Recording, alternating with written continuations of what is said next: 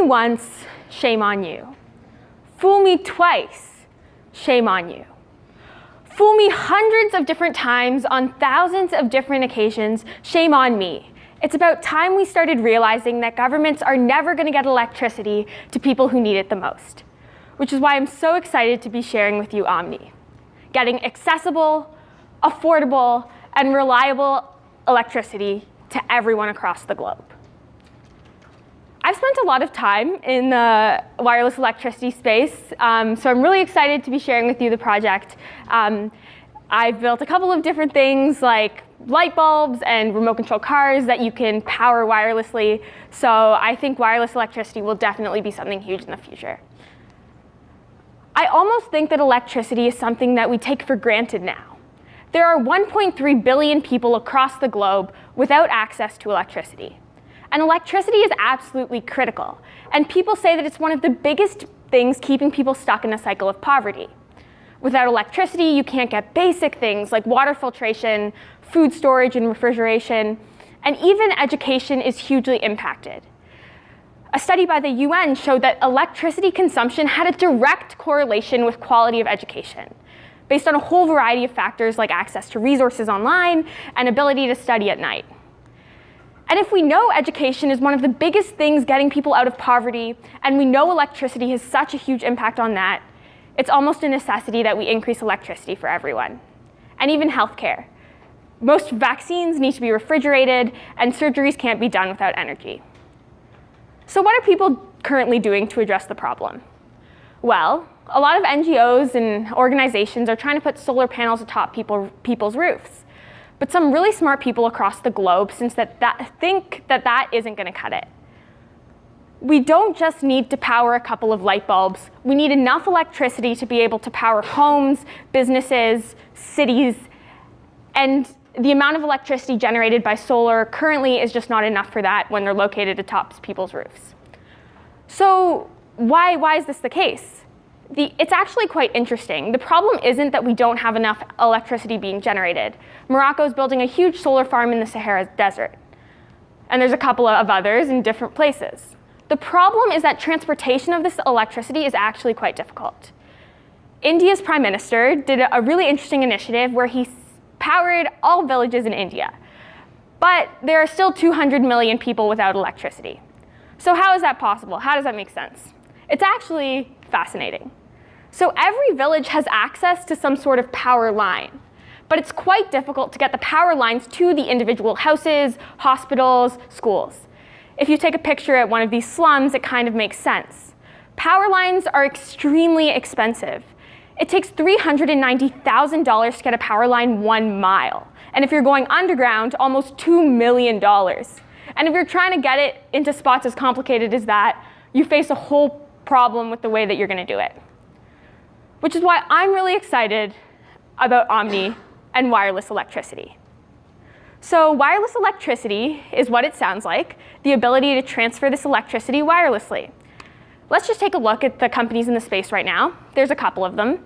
Witricity and Qualcomm are working on infrastructure to try and get self-driving cars powered wirelessly. So you can just drive your car along the road and have it being charged automatically. And Apple is having their new charging pads. But something really interesting to me is a lot of the mainstream companies are focusing on magnetic induction and resonant charging. So I'll quickly explain it, but pretty much when you power a current through a wire, it generates a magnetic field. And if you have another wire that's nearby in the magnetic field that's oscillating, so it has to be a changing magnetic field, then the second wire will also have an induced current and get electricity powering itself. The thing that's really interesting is magnetic resonance coupling and induction only works for very small distances. So that's why your charging pad, your phone literally has to be on the pad. You have to be not more than 1 meter above the ground for your car. But I'm really interested at RF charging and energy transfer. So I'm quickly going to explain to you the technology. It's kind of complex, but I'm going to explain it in a way that should be really easy to understand. So there's an interesting technology called an antenna. And if you send a DC current through an antenna, it sends out an EM, so like radio wave or microwave or something like that. So radio wave is the most common. And then there's another technology called a rectenna, which is an antenna plus a rectifying unit. And this kind of works in the opposite manner. If it takes in an EM wave, then it outputs a DC current. So with these two technologies together, you can do a lot of very interesting things. You can have your antenna powering an EM wave, and then your rectenna picks up the EM wave and powers a circuit to have electricity. So Mitsubishi did a lot of work on this, and they managed to send electricity 500 meters across. And it was actually a hefty amount. So that was super interesting to me, and it was way back in 2015. Something that was really interesting, a problem that they faced, was that the EM waves were dissipated. It was difficult to focus them. But there's a lot of new technology that's popping up in this space allowing you to focus EM waves.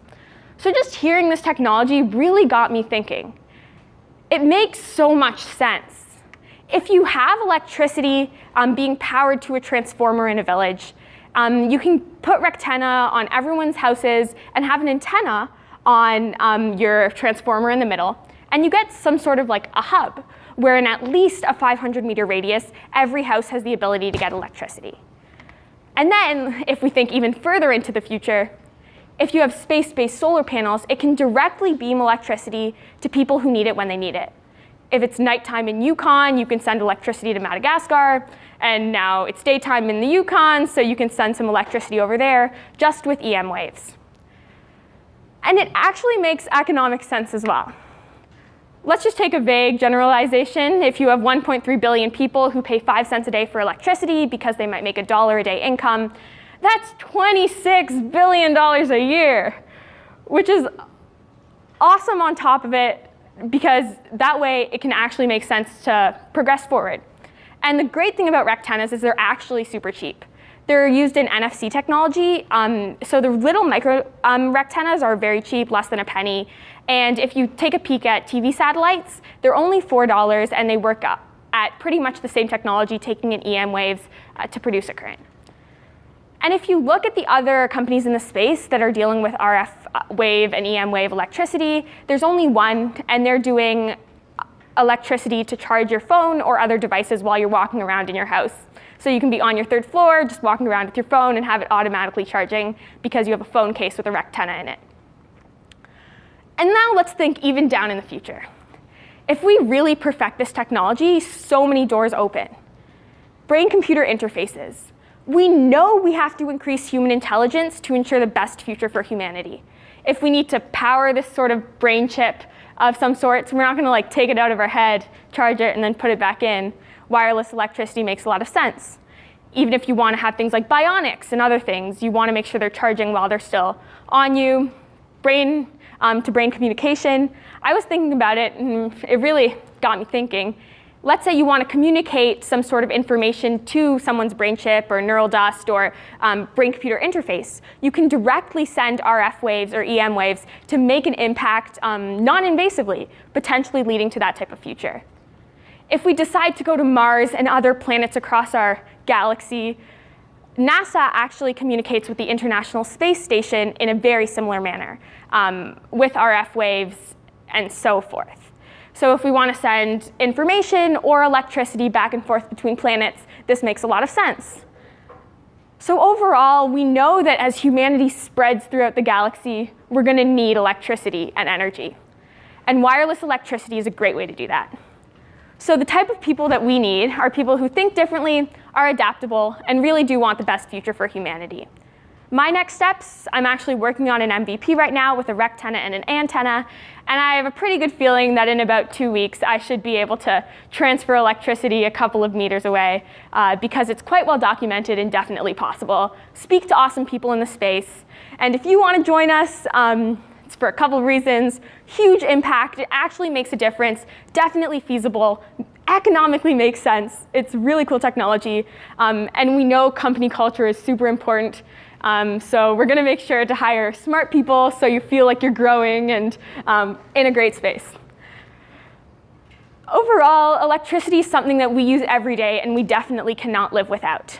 Wireless electricity makes it affordable, accessible, and reliable for all.